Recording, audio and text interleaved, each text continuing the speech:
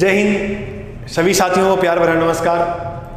हम पढ़ रहे थे भारतीय संविधान को और आपके इस प्यारे से YouTube चैनल पे सभी प्यारे साथियों का हार्दिक स्वागत है। एक मिनट मैं देख लेता हूँ वीडियो सही बन रही है या कोई दिक्कत वाली बात है। बिल्कुल मेरे भाई सही बन रही है। आज हम जो टॉपिक की बात करेंगे वो करेंगे राज्य के नीति निर्देशक तत्व के। बिल्कुल सिंपल सा था। इससे पहले हम जो पढ़ते आ रहे थे वो काफ़ी पढ़ लिया और मौलिक अधिकार जो है वो अपने टॉपिक अच्छी तरह से कर लिया था। देखो कई विद्यार्थी कह रहे थे गुरुजी ये क्लास हमें मिल नहीं रही, तो आप प्ले लिस्ट में जाओगे ना जीके भाई यदि सर्च चैनल खोलोगे तो प्ले लिस्ट के अंदर मैंने बनाया हुआ भारतीय संविधान, उसके अंदर जाना आराम से क्लासें मिल जाएंगी और इसी नाम से टेलीग्राम चैनल है या डिस्क्रिप्शन में लिंक मिल जाएगा, वहाँ मैं आपको नोट्स डाल दूंगा इस संविधान वाले। तो कोई दिक्कत वाली बात नहीं है। आइए मिलकर पढ़ते हैं राज्य के नीति निर्देशक तत्व। सबसे पहले मैं आपको बात बता दूं कि राज्य के नीति निर्देशक तत्व है, इनका उल्लेख है भाग 4 में। किसमें मेरे भाई? भाग 4 में। अगर गुरुजी पूछे कि अनुच्छेद किसके अंदर उल्लेख है तो बिल्कुल बताएंगे, अनुच्छेद भी बताएंगे। अनुच्छेद 36 से 51 तक जो उल्लेख है वो राज्य के नीति निर्देशक तत्वों का है। 36 से 51 टोटल जो अनुच्छेद होंगे बीच के वो कितने होंगे? 16, यानी कुल 16 अनुच्छेदों के अंदर जो है वो नीति निर्देशक तत्वों का उल्लेख है। गुरुजी ये तत्व किस संविधान से लिए हैं? आयरलैंड। किसके संविधान से लिए गए हमने? आयरलैंड के संविधान से। और याद रखना मेरे भाई, आयरलैंड के संविधान का निर्माण कब होता है? 1937 में बना था आयरलैंड का संविधान और इसी आयरलैंड के संविधान से हमने लिए थे नीति निर्देशक तत्व। इससे पहले जो टॉपिक पढ़ा था वो पढ़ा था मौलिक अधिकार। मौलिक अधिकारों का मतलब होता है व्यक्ति का विकास करना और राज्य के नीति निर्देशक तत्वों का मतलब होता है कल्याणकारी राज्य, यानी राज्य का कल्याण करना, कल्याणकारी राज्य की स्थापना करना, कल्याणकारी राज्य की स्थापना करना। ये उद्देश्य किसका होता है? राज्य के नीति निर्देशक तत्व। क्योंकि भारतीय जो संविधान निर्माता थे उनका एक ही लक्ष्य था ये बनाने का टॉपिक कि हम एक ऐसा राज्य बनाएंगे जो अच्छी सभी ढंग से अच्छा होगा। तो राज्य के नीति निर्देशक तत्वों का मतलब है कल्याणकारी राज्य बनाना। राज्य कल्याणकारी कैसे बनेगा? उस राज्य में सामाजिक यानी उसका समाज, आर्थिक और राजनीतिक न्याय, कौन सा न्याय मेरे भाई? राजनीतिक न्याय मिले।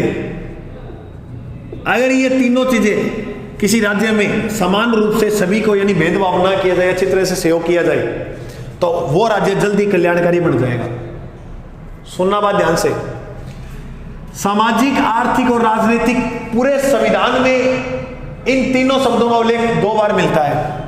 एक तो राज्य के नीति निर्देशक तत्वों में और एक उल्लेख मिलता है प्रस्तावना में।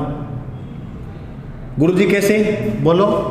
हम भारत के लोग भारत को एक संपूर्ण प्रभुता संपन्न समाजवादी पंथ निरपेक्ष लोकतंत्रात्मक राज्य बनाने के लिए तथा उसके समस्त नागरिकों को सामाजिक, आर्थिक और राजनीतिक न्याय, विचार, अभिव्यक्ति, विश्वास, धर्म और उपासना की स्वतंत्रता, प्रतिष्ठा और अवसर की क्षमता प्राप्त कराने के लिए तथा उन समय व्यक्ति गरिमा और राष्ट्र की एकता और अखंडता सुनिश्चित करने वाली बंधुता को बढ़ाने के लिए दृढ़ संकल्प होकर इस संविधान सभा में तारीख 26 नवंबर 1949 को इस संविधान को अंगीकृत, अधिनियमित, आत्मार्पित करते हैं। नाम आया नहीं आया?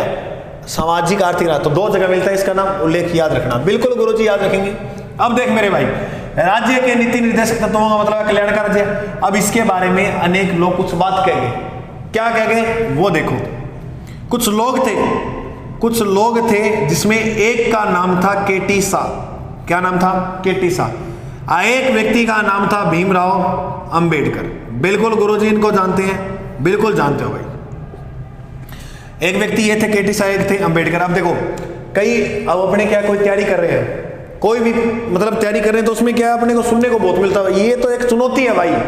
बचपन में 10वीं क्लास में किसी पुजारी ने हाथ देकर बोला था कि बेटे तेरे जीवन में संघर्ष है। आज पता लगा कि संघर्ष तो है सभी के जीवन में, मेरे अकेले के क्या जीवन में है।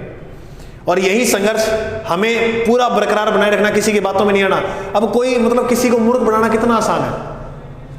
बिल्कुल आराम से हम किसी को मूर्ख बना सकते हैं। कैसे? गुरुजी देखो कि कोई तुम परीक्षा देने जा रहे हो और तुम्हें परेशान करेगा, वो बता रहे अम्बेडकर कौन था और तुम बीपीआई कर लेते हो, मतलब इतना बोलते ही क्यों, अच्छा अम्बेडकर को नहीं जानता, और परीक्षा देकर आओ, उसको कुछ मत बोलो, और सिलेक्शन होने के बाद फिर पूछना बता क्या कह रहा था, अम्बेडकर कौन था, वो कहे नहीं नहीं भाई मेरा बाप था अम्बेडकर। तो ये चीज़ है, समझ में आ रही है बात। तो वो लोगों के नजरिए बदल जाते हैं। तुम अपने आप को पढ़ो, दूसरों के बारे में जानने के बजाय खुद को जानो। जिस दिन खुद को जानना शुरू कर दिया और खुद को जान लिए, उस दिन भगवान बन जाओगे। ये राजस्थान, ये भारत की धरती शुरू से भगवानों को पैदा करती हुई आ रही है। इसके काफी आप उदाहरण देख लो। भगवान श्री राम मर्यादा पुरुषोत्तम, वो भी इंसान ही थे, लेकिन कर्तव्य काम अच्छे किए तो कर्म अच्छे किए, भगवान बन गए। गांधी जी, महाराणा प्रताप, चाणक्य, सम्राट अशोक, काम अच्छे किए, राजा बने। हमें भी इतना अच्छे लेवल से काम करना है, किसी की बातों में नहीं आना, कि एक दिन, बिल्कुल एक दिन पूरे गांव में आपके नाम से जानेंगे लोग कि हाँ मैं उसके गांव का ही हूं। तो ये पहचान बनानी है, इसको भूलना मत। बिल्कुल गुरुजी बनाएंगे। तो ऐसे ही केटी साहब, अंबेडकर जी के बाद याद रखना एक व्यक्ति अपने, एक तो केटी साहब, एक हो गए अंबेडकर जी, एक टीटी कृष्णामाचार्य, टीटी कृष्णामाचार्य, और एक हो गए केसी हायर। इन चार लोगों ने नीति निर्देशक तत्वों को अलग ना, एक थे ऑस्टिन, जॉन ऑस्टिन, इन लोगों ने अलग अलग बात। केटी शाह ने तो ये बात बोली कि भाई साहब ये तो एक ऐसा चेक है जो बैंक की सुविधा अनुसार अदा किया जाता है। ये बात लिख लेना तुम, बैंक की सुविधा अनुसार अदा किया जाता है। ये बात किसने बोली नीति निर्देशक तत्वों के संदर्भ में? केटी शाह ने बोला कि यह नीति निर्देशक के संदर्भ में यह एक ऐसा चेक है जो बैंक को जब सुविधा होती है तभी अदा किया जाता है। अंबेडकर जी ने यह बोला कि यह संविधान की अनोखी विशेषता है।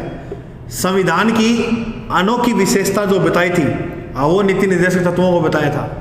ये याद रखना, आजकल ये कथन पूछ लिए जाते हैं भाई। टीटी कृष्णामाचार्य ने यह बात बोली थी कि यह संविधान का स्थायी कूड़ाघर है। संविधान का स्थायी कूड़ाघर वाली बात जो कही थी वो किसने बोली थी? टीटी कृष्णामाचार्य ने। केसी हायर ने इसे धार्मिक उपदेशों की संज्ञा दी थी। धार्मिक उपदेश की संज्ञा देने वाले जो व्यक्ति थे वो कौन थे? वो थे केटी हायर। ऑस्टिन ने कहा था ये संविधान की आत्मा है। संविधान की आत्मा जो कहने वाले व्यक्ति थे वो कौन थे? वो थे ऑस्टिन। एक बात और याद रखना, अगर तुमसे पूछे कि गांधीवाद अनुच्छेद कौन कौन से हैं, तो ये मोस्ट इंपॉर्टेंट बात है, याद रखना। गांधीवाद अनुच्छेद कह दो या आर्टिकल कह दो, तो ये देखो समाजवादी भी आएंगे, उदारवादी भी आएंगे। तुम्हारे एग्जाम में इंपॉर्टेंट गांधीवादी है। 36 से 51 में एक तो तुम देखो याद करने का तरीका 40, अनुच्छेद 40 में 3 जोड़ो 43 में 3 जोड़ो 46 के बाद 47 के बाद 48, टोटल 5 ही अनुच्छेद है गांधी जी के। तो गांधीवाद अनुच्छेद, यानी इनमें गांधीवाद की आपको बोलता दिखेगी। अनुच्छेद 40, 43, 46, 47, 48। आगे चल के बता दूंगा कि इनमें क्या क्या बातें हैं। समझ में आ गई? आज एक क्लास में टॉपिक खत्म कर देंगे। अब बात करते हैं अपने ये जो टोटल अनुच्छेद थे ना, ये तो बात होगी सामान्य से। अब इसके जो टोटल अनुच्छेद थे उसकी बात करते हैं कि इसके अंदर अनुच्छेद जो है वो कौन कौन से हैं। अच्छा, एक बात और याद रखना, इसका प्राचीन नाम क्या था? इसका प्राचीन नाम था अनुदेश पत्र। क्या नाम था? अनुदेश पत्र। एक एक्ट आया था, भारत का सबसे बड़ा अधिनियम 1935 का एक्ट। 1935 के एक्ट में नीति निर्देशक तत्वों को किस नाम से जाना करते थे? अनुदेश पत्र। और आगे चलकर ये किस नाम से जाने जाने लगा? राज्य के नीति निर्देशक तत्व। बिल्कुल गुरुजी, बात याद हो जाएगी। तो भाग 4 अनुच्छेद 36 से 51, टोटल 16 अनुच्छेदों में आयरलैंड के संविधान से लिए गए हैं। उद्देश्य ये है कि कल्याणकारी राज्य बनाएंगे, और मौलिक उद्देश्य ये था कि अच्छा व्यक्ति बनाएंगे, कल्याणकारी व्यक्ति बनाएंगे। बिल्कुल गुरुजी। इससे पहले अनुदेश पत्र कहा करते थे। केटी शाह ने, देखो याद कैसे रखना, अब देखो केटी काट दिया, चेक काटा, तो चेक वाली बात किसने बताई? केटी शाह ने। अंबेडकर जी ने अनोखी बात, अनोखी अंबेडकर जी थे क्योंकि संविधान के जनक कौन है? अंबेडकर जी। अनोखी बात, कृष्ण भगवान जो थे वो स्थायी थे। कृष्ण भगवान क्या थे? स्थायी थे। महाभारत युद्ध में भी देख लेना, स्थायी रहेंगे, स्थायी थे। तो स्थायी कौन थे? कृष्ण जी। और केसी हायर है। देखो हायर कर लिया धर्मों को, तो धर्म की बात करने वाले व्यक्ति कौन थे? हायर। आस्तीन ने संविधान की क्या बताई? आत्मा। गांधीवाद अनुच्छेद 40 में 3 जोड़ो, 43 में 3 जोड़ो, 46, 47 और 48, 5 है ये, बिल्कुल हो जाएंगे। देखो अनुच्छेद याद करने का सबसे अच्छा तरीका ये है, एक तो बोल के पढ़ो, क्योंकि बताया जाता है जब हम बोल के पढ़ते हैं ना तो वो क्या है, जब आवाज़ बोलते हैं ना ऐसे अनुच्छेद 38, तो ये आवाज़ जैसे निकली तो बताते हैं कि जैसे आवाज़ निकलती है दिमाग का ध्यान पूरा आवाज़ पे आ जाता है। तो एक तो बोल के पढ़ा करो, चाहे लोग तुम्हें मूर्ख कहें, पागल कहें, बस तुम बोल के पढ़ो और अच्छी तरह से पढ़ो, बिल्कुल। अच्छा, लिख लिख के ज़्यादा पढ़ो, अनुच्छेदों को जितना लिखोगे इतनी ही आपकी खूबसूरती अच्छी होगी, क्वांटिटी अच्छी होगी। तो देखो अब याद कैसे करें? गुरुजी राज्य का नीति निर्देशक तत्व के अनुच्छेद याद होते नहीं है भाई, याद करवाएंगे। देखो ध्यान से सुनो, डीप का डीप पढ़ेंगे, याद भी करवा देंगे। पहले आप 36 से किया था, उसके बाद 36 के बाद पढ़ो 37 के बाद पढ़ो 38, 3 ही पढ़ो एक बार, उसके बाद में लिखो। 36 में क्या है कि राज्य बढ़ाएंगे, और राज्य के शब्द का जो उल्लेख है वो किस अनुच्छेद में है? और राज्य शब्द का जो उल्लेख है वो अनुच्छेद है 36 में। अच्छा, ये वही राज्य शब्द है गुरुजी, इसका तो हमने पहले मौलिक अधिकार में ही पढ़ा था, बिल्कुल पढ़ा था, लेकिन वो मौलिक अधिकारों में सेंस में था। यहां राज्य का शब्द जो दिया है वो किसके सेंस में दिया है? नीति निर्देशक तत्वों के। चलो एक बार हो जाता हूं, राज्य शब्द का उल्लेख किस किस अनुच्छेद में मिलता है? एक तो अनुच्छेद मिलता है 12, एक अनुच्छेद में मिलता है 36, एक अनुच्छेद है 152, 3 में है फंडामेंटल राइट्स यानी मौलिक अधिकार, भाग 3 मौलिक अधिकारों का उल्लेख किसमें है? भाग 3 में। अनुच्छेद 36 में है राज्य के नीति निर्देशक तत्व, नीति निर्देशक तत्व, भाग 4, इसमें है राज्य सरकार से, राज्य स्टेट गवर्नमेंट, राज्य सरकार। राज्य सरकार का जो भाग है वो 2 जोड़ दो 4 में, कितने हो गए? 6 इसके अंदर। तो राज्य शब्द की बातें 12 अनुच्छेद 36 और 152 इनके अंदर दी गई है, याद रखना।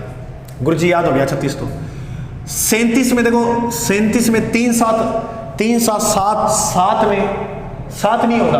कौन 7 नहीं होगा? न्यायालय। इसका जो है वो न्यायालय में हम चुनौती नहीं दे सकते इनको। न्यायालय में क्या नहीं दे सकते? चुनौती। कहने का मतलब ये है कि ये वाद योग्य नहीं है। किसके योग्य नहीं है? वाद योग्य, यानी इनको लेकर हम वाद नहीं कर सकते। जैसे मौलिक अधिकारों में जैसे ही कोई द्वारा भाकर कहां चले जाते थे? न्यायालय में। अब नहीं जाएंगे। तो ये बात कौन कहता है? अनुच्छेद 37। अनुच्छेद 37 ये कहता है कि राज्य के नीति निर्देशक तत्व वाद योग्य नहीं है। आ जाओ भाई 38 में। 38 के 2 भाग हैं, 1 2। पहला जो भाग है उसमें लिखा है कि कल्याणकारी राज्य बनाना, कल्याणकारी राज्य। और कल्याणकारी राज्य वो बताया था ना, सामाजिक आर्थिक और राजनीतिक रूप से बनेगा। तो कल्याणकारी राज्य बनाना ये जो उद्देश्य है वो 38(1) में है। 38(2) जोड़ा गया था 44वें संविधान संशोधन के तहत। 44वां संविधान संशोधन हुआ था 1978 में। कब हुआ था? 1978 में। गुरुजी इसमें क्या जोड़ा गया? 38(2) में ये लिखा है कि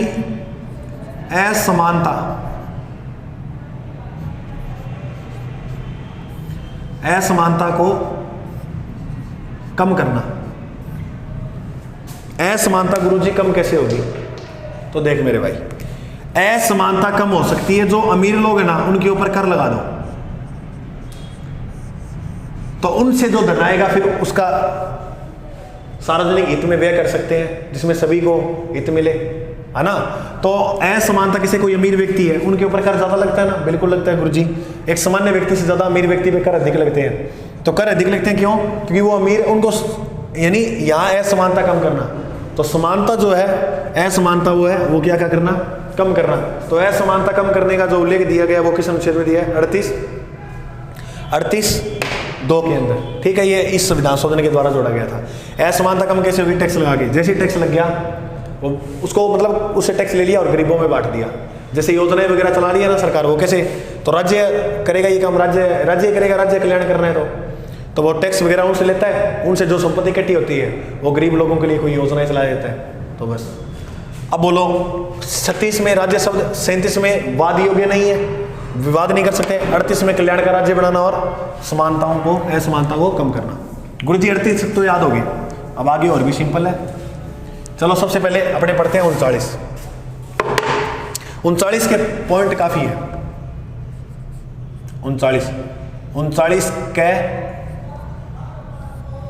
फिर 39 ख,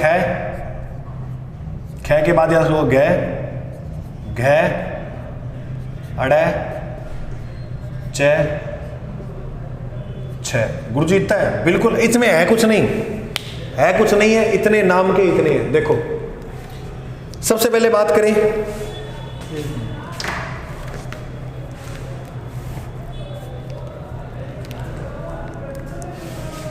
कै में ये लिखा है कि राज्य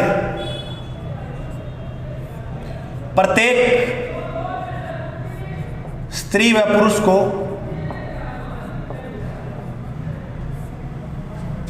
गुरुजी सीधा पूछ ले कि 39 में क्या लिखा हुआ है, तो ऐसे लिख लेना, कुछ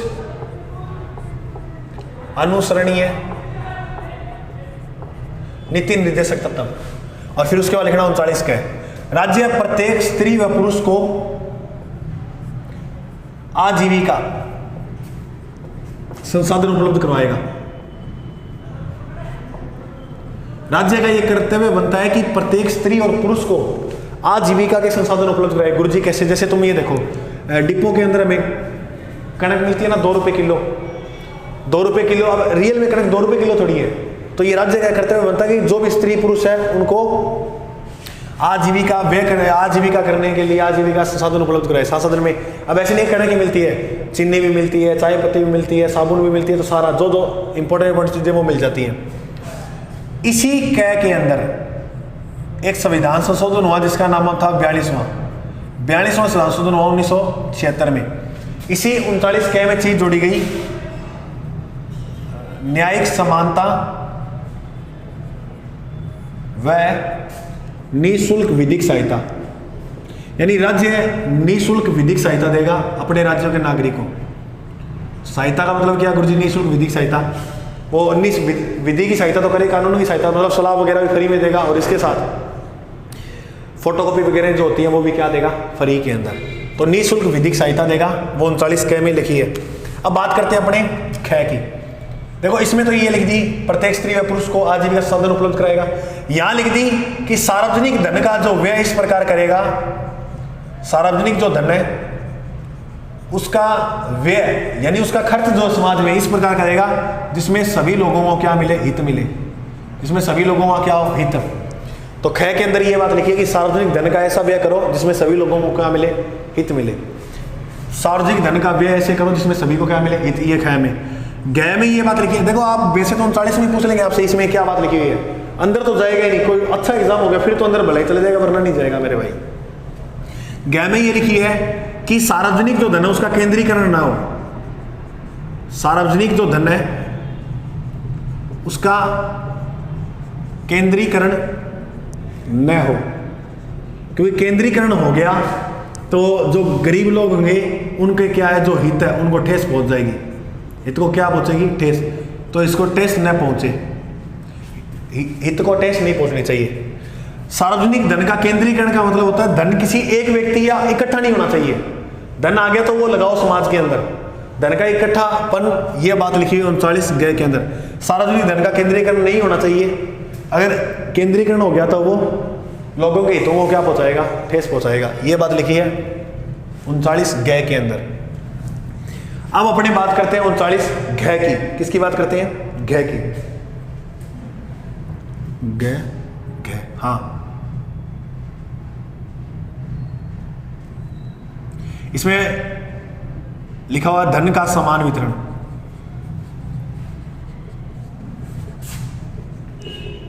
यानी कोई मेल है या फीमेल है, अगर वो कोई काम कर रहे हैं और इस काम के अंदर उसको क्या है कि धन जो है उस धन का क्या होना चाहिए? समान वितरण होना चाहिए।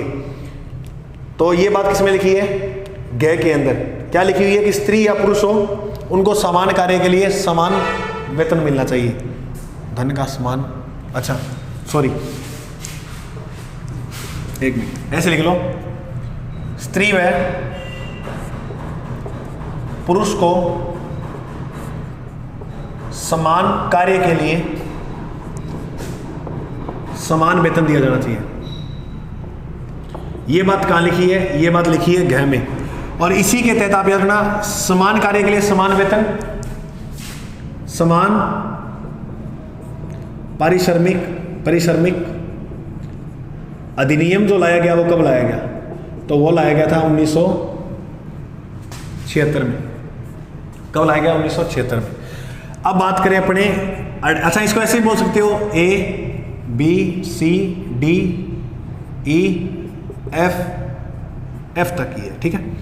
अच्छा गुरुजी, इस ई में क्या लिखी हुई है? ई में ये बात लिखी है कि बच्चों वयस्कों मतलब इसमें महिला और पुरुष दोनों ही आ जाएंगे जो युवा होते हैं, ठीक है। बच्चों व वयस्कों की सुरक्षा करेगा राज्य। क्या करेगा? सुरक्षा। लेकिन फिर एक संविधान संशोधन हुआ जिसका नाम है 44वां संविधान संशोधन हुआ 1978 में।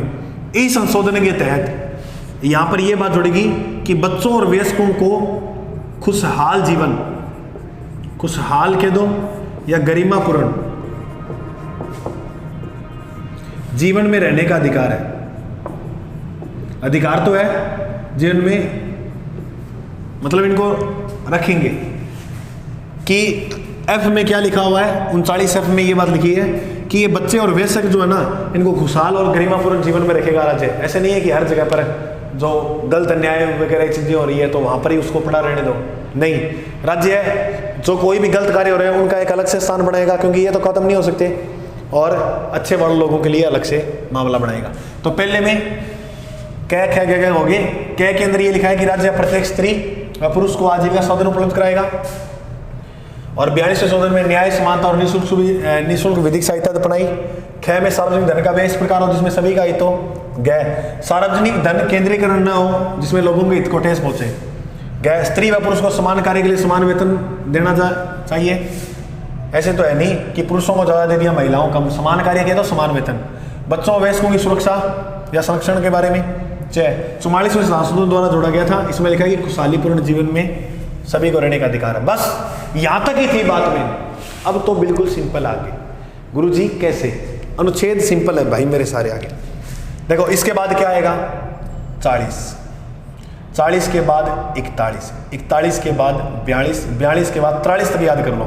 44 के बाद इजी, इससे भी सोच आसान है। ऐसे क्या गुरुजी? देखो 40 में लिखा हुआ है पंचायतों का गठन। संगठन बोल दो या गठन। पंचायत का गठन का जो उल्लेख दिया वो किस अनुच्छेद में? अनुच्छेद नंबर 40 में।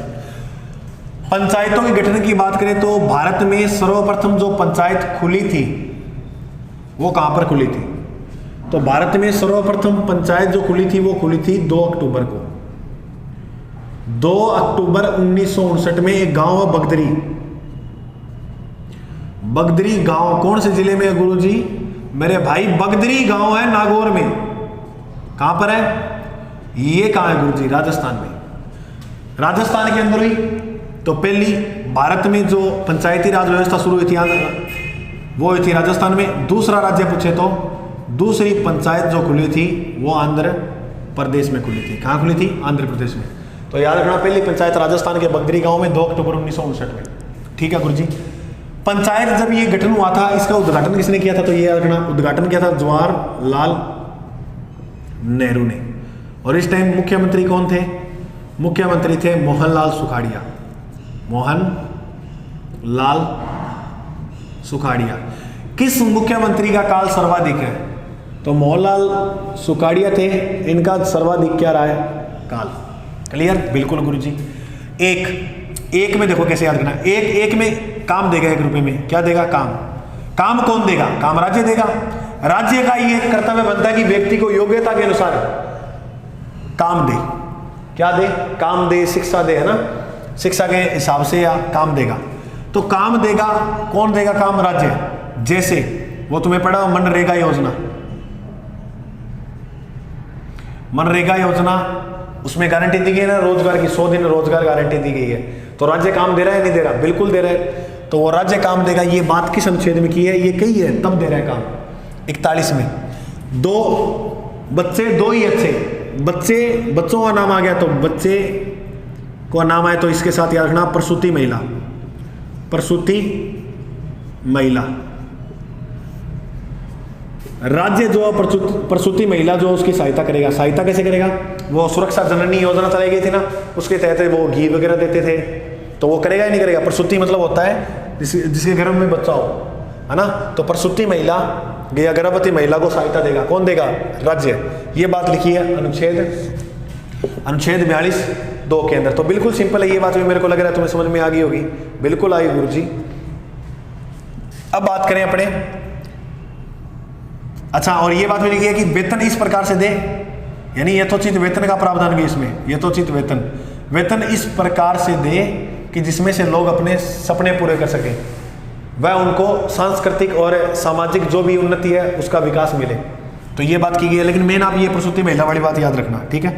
अब बात करें अनुच्छेद 43 के 2 भाग है, अनुच्छेद 43(1), अनुच्छेद 43(2). देखो अनुच्छेद अगर हम बात करें 43(1) की, तो ये बिल्कुल सिंपल सी बात है। इसमें गुरुजी क्या लिखा हुआ है? इसमें लिखा हुआ मैनेजमेंट,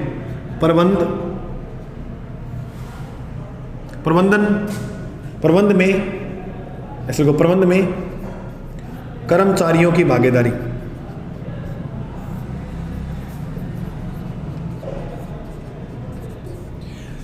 ये बात कहाँ लिखी है? ये लिखी है 43(1) के अंदर। क्या लिखी है? कर्मचारियों की भागीदारी होगी किसके अंदर? प्रबंध बोलते हैं मैनेजमेंट को। अच्छा, ये जोड़ा गया था 97वां संविधान शोधन, ये हुआ था 2011 में। यहां पर सहकारिता को बढ़ावा दिया गया था। किस अनुच्छेद में सहकारिता का संबंध है? अनुच्छेद 43 में। पहले में यानी कहने का मतलब ये है कि यहां पर उचित मजदूरी मिले। सीधा 43 में पूछे क्या लिखा हुआ है, तो ऐसे लिखना उचित मजदूरी। उचित मजदूरी का मतलब ये है कि एक में तो ये बात लिख दी इन्होंने, प्रबंध में कर्मचारियों की भागीदारी, यानी मैनेजमेंट जो होता है ना उसमें कर्मचारियों की भागीदारी होनी चाहिए। ऐसे नहीं है कि तुम ही हर चीज, निर्णय वगैरह, छुट्टी वगैरह तुम ही तय कर रहे हो, कर्मचारी से वगैरह पूछा। मैनेजमेंट में कर्मचारी की भी हिस्सेदारी होनी चाहिए। 97वें संविधान शोधन द्वारा ये जोड़ा गया, इसमें कहा कि सहकारिता को बढ़ावा देंगे। ये बात की गई 43(4) में, 2 में। गुरुजी इतना मामला समझ में आ गया, ये आ गया तो अब बिल्कुल ही आसान, बिल्कुल ही है। 40 में पंचायतों का गठन, और पहली राजस्थान में, दूसरी आंध्र प्रदेश में। 41 में 1 में काम देंगे, प्रसूति महिला, 2 में 2 बच्चे 2 ही अच्छे, 2 प्रसूति महिला। 43 पहले में प्रबंध में कर्मचारियों की भागीदारी, और फिर सहकारिता को बढ़ावा देंगे। देखो 40 में पंचायतों का गठन, 1 काम देंगे, 2 प्रसूति महिला, 3 वो एक तो आप ऐसे रखना उचित मजदूरी, इसमें 43 में रखना उचित मजदूरी। गुरुजी समझ में आ गई बस। तो अब रहे कितने गए? अब तो रहेगी गुरुजी 44, 45, अब मैं सारे करा दूंगा, 46, 47, 48 और 48 के, और फिर 49, 50, 51।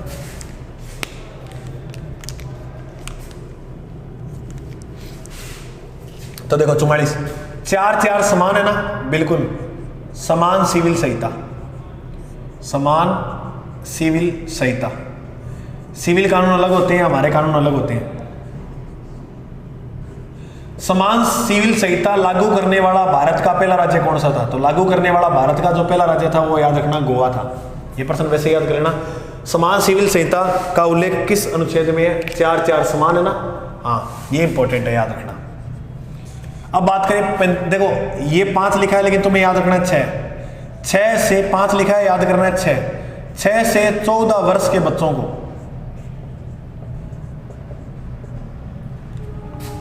प्रारंभिक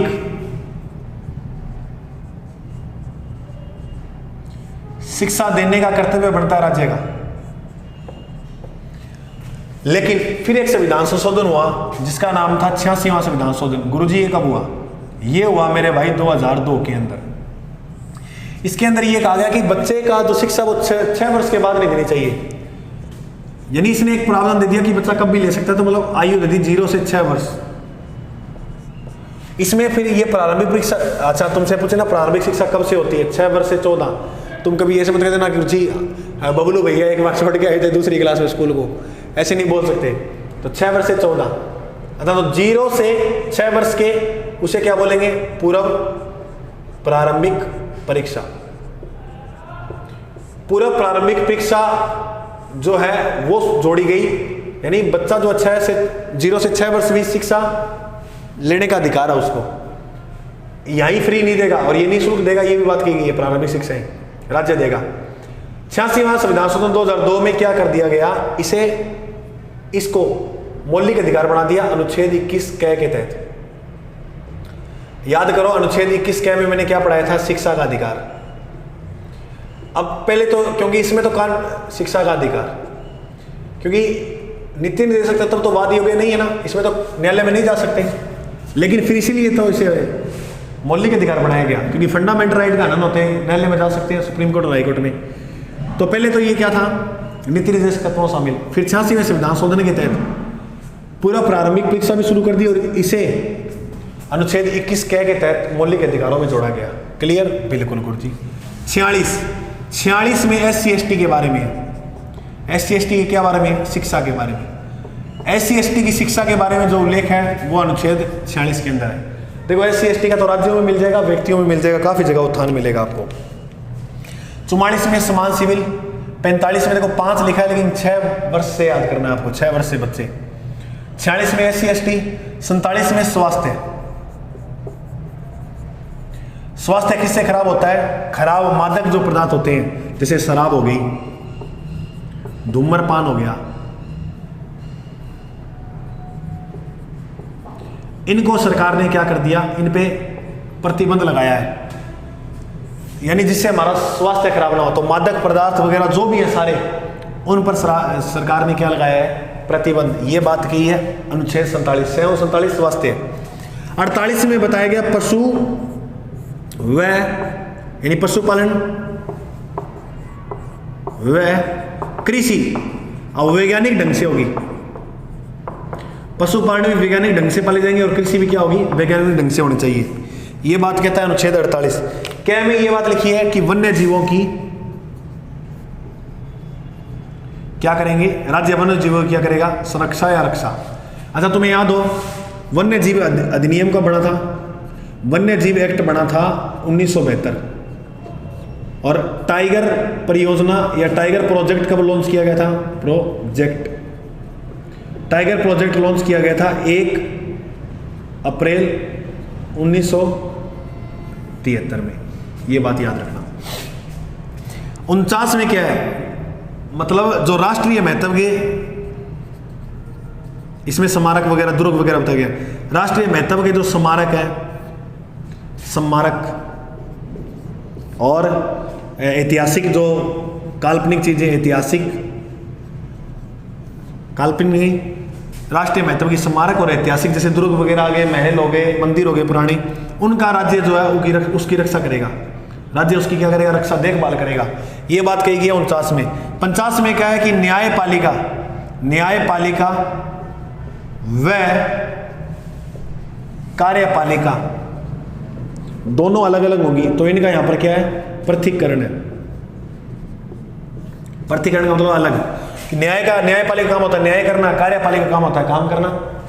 51, बस लास्ट एक बात, 51 अनुच्छेद 51 में मेरे भाई बात कही है विदेशी नीतियों के बारे में। विदेशी नीति कह दो, अंतरराष्ट्रीय शांति कह दो, कुछ भी कह दो। अंतरराष्ट्रीय शांति रखना, विदेश नीतियों कहते हैं, जैसे विदेशों की कोई परियोजना यहाँ लाना या विदेशों के साथ हाथ मिला के कोई काम करना, संधि करना, उसे बोलते हैं विदेशी नीति। तो विदेशी नीति के बारे में जो उल्लेख है वो लास्ट में जाएंगे, विदेश में नौकरी लगने के बाद। अच्छा, अगर तुम्हें पूछे क्या 51 के नीति निर्देशक तत्वों का भाग है क्या, फिर तुम बोलोगे नहीं, यह मौलिक कर्तव्यों का भाग है। क्योंकि 51 तुम्हें ये थोड़ा सा दिमाग में चल रहा है ना कि 51 तो आ गया तो मतलब 51 की सारी चीजें इसमें होंगी, ऐसे नहीं है। वो तुम्हें हम आगे टॉपिक करेंगे ना, अगला टॉपिक मौलिक कर्तव्य, उसमें समझ जाओगे। तो 44 समान सिविल संहिता, 45 5 है लेकिन 6 याद रखना है। 46 में SC/ST, 47 में स्वास्थ्य, 48 में पशुपालन और कृषि, 49 में राष्ट्रीय महत्व के स्मारक। देखो 9 स्मारक को 9 ठेस नहीं पहुंचने देंगे। 50 में दोनों को अलग कर देंगे। 51 में विदेशी नीतियों के बारे में चर्चा कर लेंगे। लो भैया हमारा टॉपिक नीति निर्देशक तत्व पूरा होता है।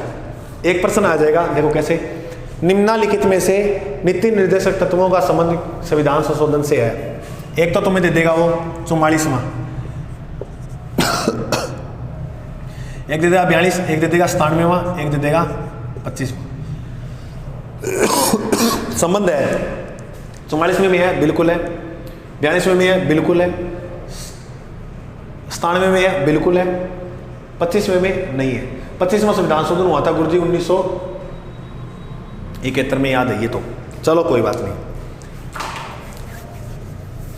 मैं उम्मीद करूंगा कि आपको ये राज्य के नीति निर्देशक तत्व अच्छी तरह से समझ में आ गए होंगे। बाकी इतनी लंबी छोटी कहानी नहीं है, इसको अनुच्छेदों को साथ में एक साथ लिखकर 5-5 करके याद करो, फिर बराबर सारे लिखकर ऐसे याद करो, आराम से याद हो जाएंगे, कोई दिक्कत वाली बात नहीं है। तो अगर क्लास अच्छी लगे तो शेयर जरूर करो, और नए हो तो सब्सक्राइब करो। मिलते हैं इसी के साथ अगले भाग में, अभी के लिए जय हिंद।